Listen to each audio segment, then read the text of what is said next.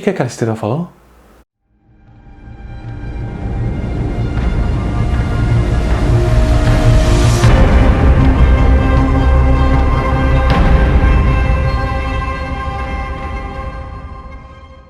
Eu sou o Rubinho, astrofísico, e se você acabou de conectar, você caiu nos AstroTubers, seja bem-vindo. Se você acompanha o canal, você sabe que o processo de criação de vídeos aqui muitas vezes é feito por recomendações ou perguntas que vocês fazem. Todas as perguntas que vocês mandam, que eu acho que vai criar um vídeo, que a gente acaba pensando e ter ideias e criar um vídeo, a gente coloca num post-it e a gente pega lá de vez em quando as ideias para fazer algum vídeo aqui no canal. E a pergunta que nos fizeram é: o que é radioastronomia? Dá para ouvir as estrelas? A gente consegue usar outro sentido que não seja os olhos para examinar as estrelas? Spoiler, sim, conseguimos. Olha, desde que quando eu comecei a trabalhar na divulgação científica, eu sinto que eu aprendo muito com essas dúvidas que às vezes, por mais simples que elas sejam, nos fazem reverter um pouco, dar um passo atrás. E é por isso que no vídeo de hoje vocês vão entender tudo sobre radioastronomia. Tudo não, bastante coisa. Tudo que eu sei é que nada sei.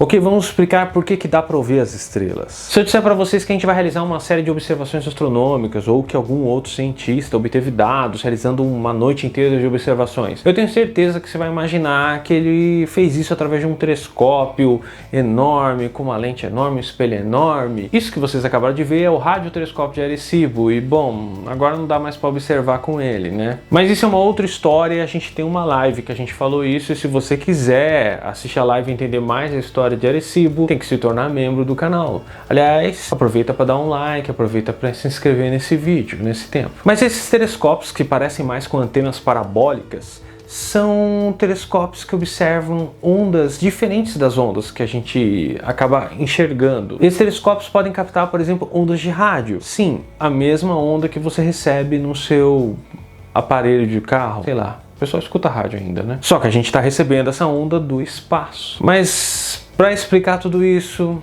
eu vou ter que contar um pouco da história do rádio para vocês. Então senta que lá vem a história. Para nós, pobres humanos, a transmissão e recepção de ondas de rádio começou apenas no fim do século XIX. O italiano Marconi é considerado como o inventor do rádio, porém, um padre brasileiro é responsável por fazer a primeira transmissão anos antes do Marconi. O padre Roberto Landel de Moura foi a primeira pessoa a conseguir fazer uma transmissão de voz humana no rádio em 1893, enquanto o Marconi só conseguiu fazer a primeira transmissão da voz humana em 1906.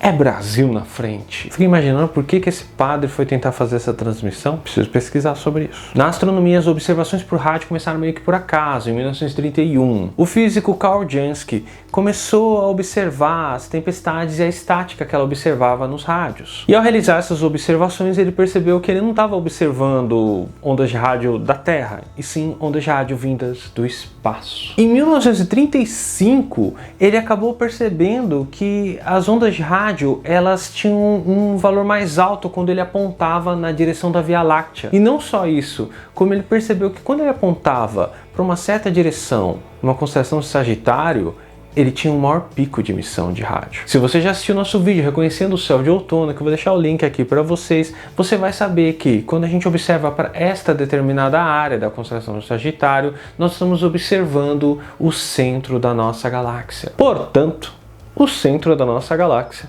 emite mais rádio. Faz sentido, né? Ó, o centro. A descoberta do Jansky foi aprimorada e um cara chamado Groth Haber acabou desenvolvendo uma antena mais poderosa, construindo assim o primeiro radiotelescópio do mundo. E ao final da década de 1930, a gente tinha um radiotelescópio de 9,5 metros de diâmetro. Uma antenona, hein? Bom, agora vocês entenderam como nasceu a radioastronomia. Mas aí vem a pergunta, por que a gente usa essas antenas ao invés de usar um telescópio normal para observar rádio? Na verdade, se você parar para pensar, o sinal da onda de rádio chega num radiotelescópio que é muito parecido com um telescópio normal que a gente conhece. Sabe aqueles telescópios refletores, que eles têm uma parte côncava que reflete a luz para um detector. Os radiotelescópios funcionam do mesmo jeito. A onda de rádio chega na parte côncava e reflete até o detector. A diferença está, na verdade, no tipo da onda e como ela interage com os materiais. As ondas de luz são ondas bem pequenininhas. Então, como elas são pequenininhas, para elas refletirem corretamente, elas precisam bater numa superfície lisa, sem irregularidades,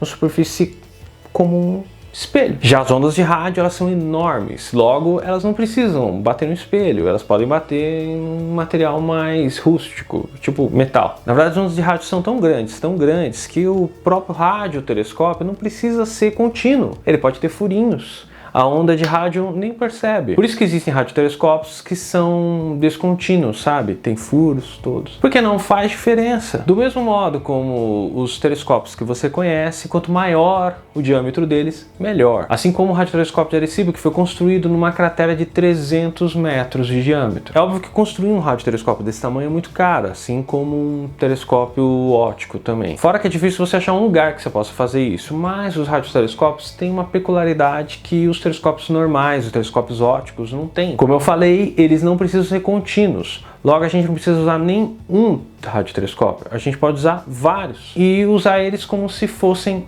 um radiotelescópio só, todos unidos. Assim nasceu o que a gente chama na astronomia de arrays.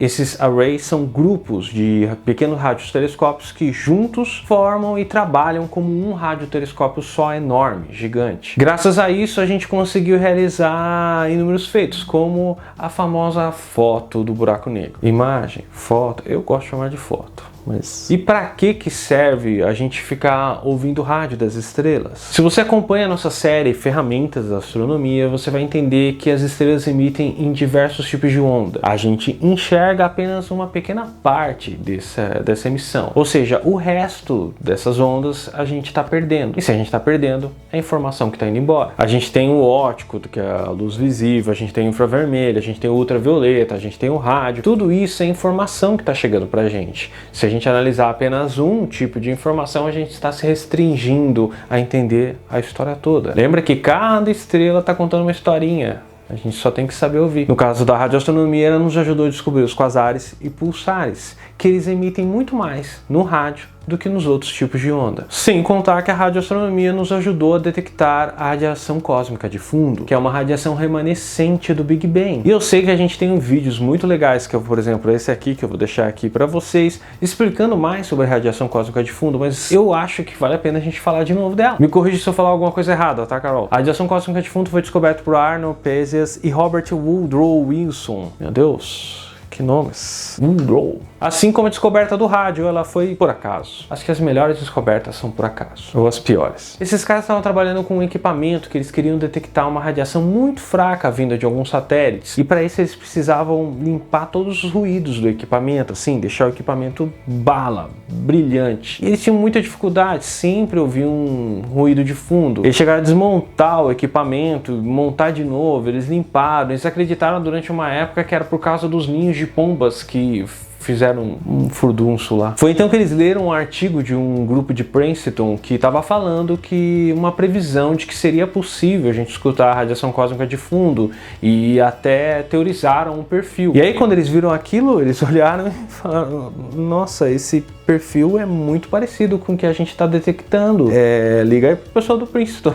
Acho que a gente está vendo o que eles estavam procurando. E esse, por acaso, rendeu um Nobel. Demais, né? Eu queria ter essa sorte aí também. Sorte não, foi trabalho forte, porque eles conseguiram, limpando todos os ruídos de fundo, eles conseguiram detectar a radiação. Agora deu para entender como é que a gente ouve as estrelas? Então o vídeo valeu um like. Aproveita, comenta aqui embaixo para aumentar o engajamento do nosso canal. A gente precisa da ajuda de vocês. Faz um comentário aqui pra gente dizendo se vocês escutam rádio, só para manter o engajamento, se você não quiser perguntar nada. Se inscreve no nosso canal também, compartilha esse vídeo com os amigos, compartilha lá no grupo da família, compartilha nos grupos de amigos, compartilha em todo lugar, por favor, para ajudar a gente. O algoritmo anda judiando da gente, então a gente precisa de ajuda. E se você quiser ajudar mais a gente, ainda você pode comprar um dos nossos itens na lojinha da Vestiverso, que tá no comentário fixado aqui embaixo. Ou ainda, se quiser ajudar mais, você pode se tornar um membro do nosso canal. E aí você vai entrar num grupo de WhatsApp só com a gente, pra gente bater papo, e vai ver os nossos vídeos antes que eles saiam. Olha, de prévia, ó, Premiere. E se você quiser saber mais sobre astronomia e ciência em geral, se inscreva no nosso canal.